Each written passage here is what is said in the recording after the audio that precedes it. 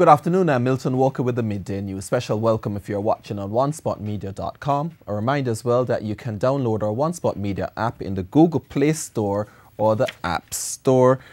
That's the number 1, followed by the word Spot and Media. Now, a developing story in the gun license scandal engulfing the Firearm Licensing Authority. Its entire board has resigned. The Information Minister, Royal Reid, also made the announcement today at Jamaica House press briefing. He said the resignations follow a series of debriefing sessions involving board members and Prime Minister Andrew Holness, who returned to Jamaica on the weekend after a business trip overseas.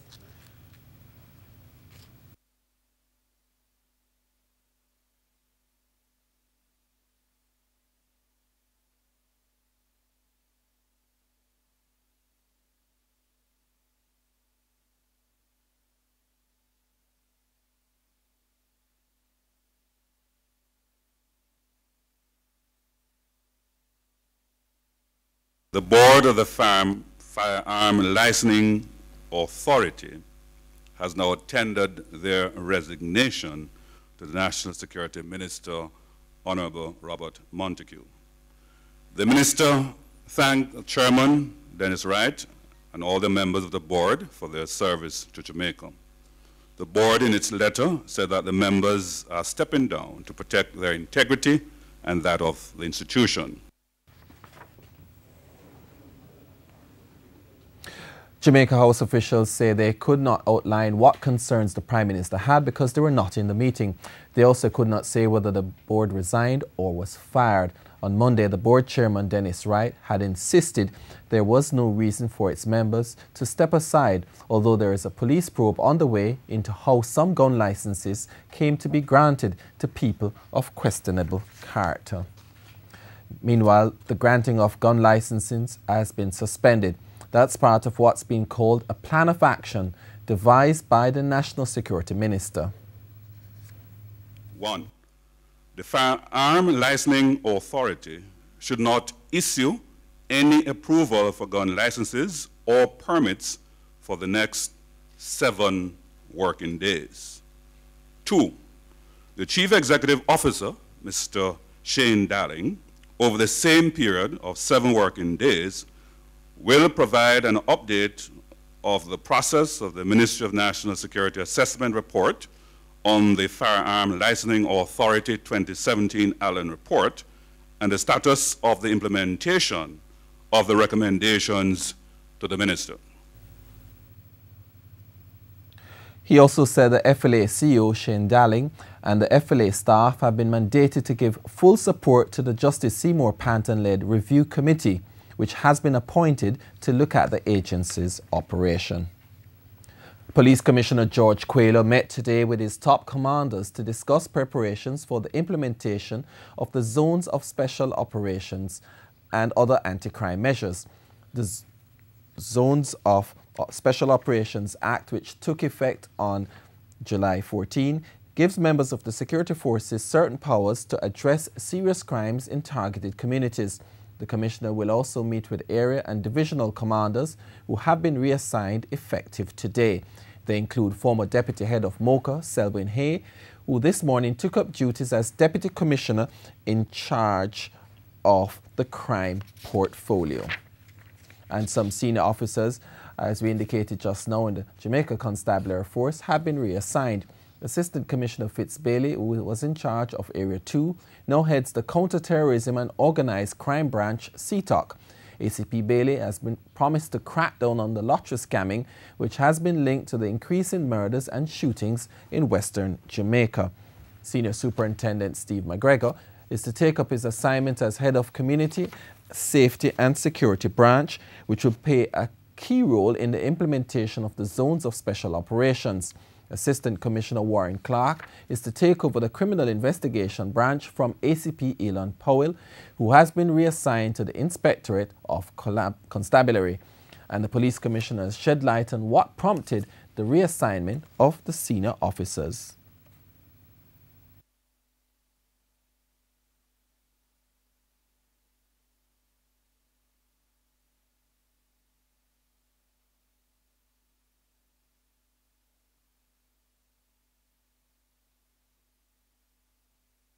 every new leader that comes to office is going to want to readjust his cabinet, readjust his portfolio, readjust the people that the senior managers. And this is just another example, you know, just want to give people a new focus, and this is it. That was Police Commissioner George Quayle.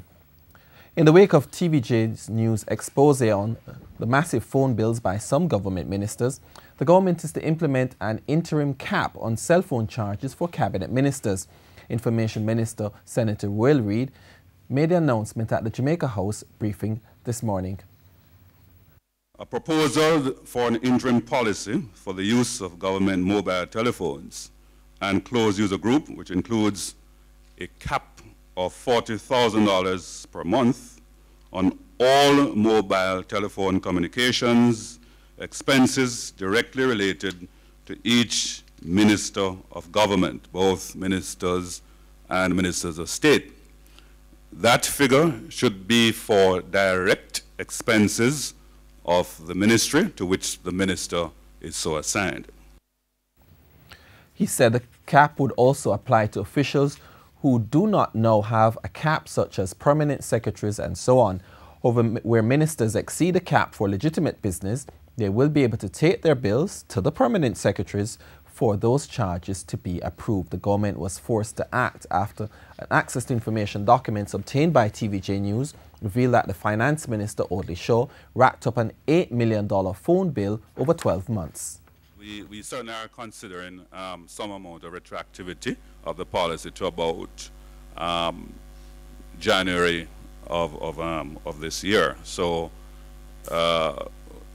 if there are any breaches above that, then arrangement would have to be made by the respective ministers for them to pay from their salaries or other arrangement made to defray those expenses. Both Prime Minister Andrew Holness and Opposition Leader Dr. Peter Phillips used their Emancipation Day messages yesterday to tout policies to address the country's housing needs. Mr. Holness said a project has been launched to address the issue of better housing solutions, and it's inspired by the resilience and sacrifice of the nation's forebearers. Today is a day to reinforce hope. I have launched the Housing Opportunity Production Employment Program bearing the acronym HOPE, helping people to excel, because I firmly believe in the power of hope. It was hope which fueled the passion of those who fought for emancipation. Stripped of every form of power externally, our predecessors cherished and nurtured the power of hope within their hearts, from which sprang the wellsprings of courage to defeat slavery. Meanwhile, Dr. Phillips called for more to be done to expand the opportunities for property ownership. He said squatting remains a major problem despite the progress made since emancipation, and a proposed policy of the opposition to deal with the problem is a step in the right direction. It is unfortunate that 183 years after so-called full free, some 700,000 Jamaicans still have no legal ownership of the land on which they and their families have lived and worked for successive generations. It is for this reason that I recently established a land commission to prepare a policy framework that will establish a legal pathway to a land title for those Jamaicans who are still described as squatters in the land of their birth. Minister of Culture, Gender, Entertainment and Sport, Olivia Grange, has confirmed that the budget for emancipation and independence activities this year is $150 million. During a post-cabinet press briefing held recently, the minister noted that the amount comprises government subvention as well as private sector sponsorship. In addition, Ms. Grange announced 2 agreements with Jamaica's bilateral partners. One is with the United States and the other is with the People's Republic of China. We have created new effigies of our national heroes. And the effigy project, which consists of a workshop and the creation of 10 effigies, got funding support from the U.S. Embassy in Kingston. she disclosed that the People's Republic of China will commission the firework displays. We have the most spectacular fireworks that have ever been seen in Jamaica. And this has been made possible through collaboration with the People's Republic of China. And having two holidays, August the 6th, which is our Independence Day, but falls on the Sunday, and then having a holiday on the Monday, which is the 7th, we have been able to arrange for fireworks to be carried on both days. The annual celebration, which commemorates Jamaica's emancipation in 1834 and independence in 1962, will feature cultural activities including the opening of Independence Village from August 1 to 6 at Randy Williams Entertainment Center, and is being held under the theme, Let's Get Together and Feel All Right. A health clinic was recently held in White River Exchange in St. Anne. The annual event was staged by the Northgate Youth and Family Empowerment Foundation and the Northeast Regional Health Authority. The medical mission provided medical examinations, lab tests, dental services, and other medical needs. The elderly and students returning to school were also treated. Pastor Wesley Boyne, a member of the foundation, expressed his gratitude. Some other place overseas, but we decided that this year we will challenge the Jamaican people to take responsibility for taking care of their own. I was really, really impressed with the response by the local doctors, the local dentists, all of the professionals in there right now. They are local people, and I feel very, very good about that. It's very special to us.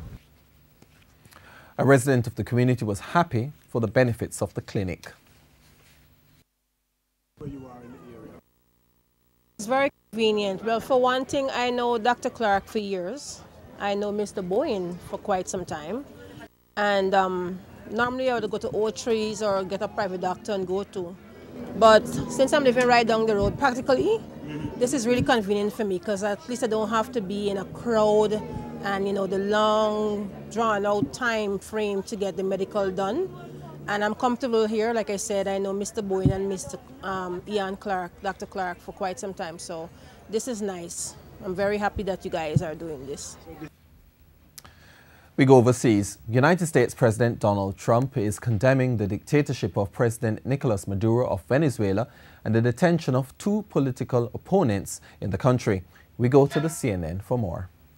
President Nicolas Maduro, as he speaks out against the United States, against the international community, saying he will not allow anyone to interfere with Venezuela's sovereignty. But we are also seeing a very emboldened Maduro, who is now taking steps to take actions against opposition leaders, the very people, the very faces and voices that have been very critical of his government. And we're talking about Leopoldo Lopez as well as Antonio Ledesma. They were taken into custody in the middle of the night. Very dramatic video coming in particular in the case of Ledesma. You could see a group of officials who took him overnight while he was in his own pajamas. While he resisted, you could hear someone, a man, yelling auxilio, asking for help, while neighbors watching in the area were yelling dictatorship, were yelling they're taking Ledesma, to alert other people in the neighborhood. And it's not the first time that we've heard that word dictator. Certainly the international community is using that to describe what is happening here. President Trump has already placed sanctions against individuals tied to President Maduro.